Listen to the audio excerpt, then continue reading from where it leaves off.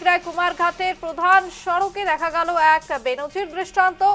সেখানে কার্যত গর্ত হয়ে পড়েছিল বহুদিন ধরে। বারবার প্রশাসনকে জানানো সত্ত্বেও কোনো রকম পদক্ষেপ নেওয়া হয়নি। কিন্তু মেরামতের উদ্যোগ নিলেন একজন ব্যক্তি, নিজের অর্থ এবং শ্রম দিয়ে কার্যত ভরাট করলেন সেই রাস্তা। জয়দীপ ঘোষ তিনি এই উদ্যোগ নিয়েছেন এবং তার এই উদ্যোগে কিন্তু একেবারেই প্রশংসা করেন সকলেই এবং স্থানীয়রা তার এই উদ্যোগকে প্রশংসা করে।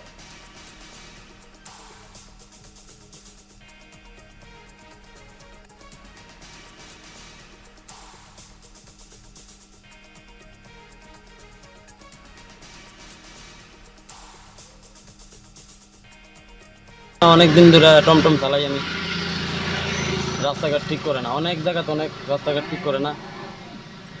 কিছুদিন আগে মানে ওই কিছুদিন আগে একটা ছাগল মারা গেছে এই ঠেকনাল কেন, তার লেগে আমি কইতেছি নিজেরটা নিজে আইনা দেলাই, সরকারে জনে করে না, আমরাই করতে লাগে। ফটিকরায় বিদ্যাসাগর সেতুর এলাকায় কিছু জায়গায় গর্ত হয়ে রয়েছে, সেটা তুমি ভরাট করেছো।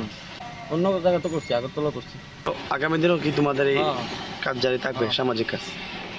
আজকে এখানে মানে কতটি ইট এখানে এসে লাগানে? প্রায় সব মিলে 50টার মতো।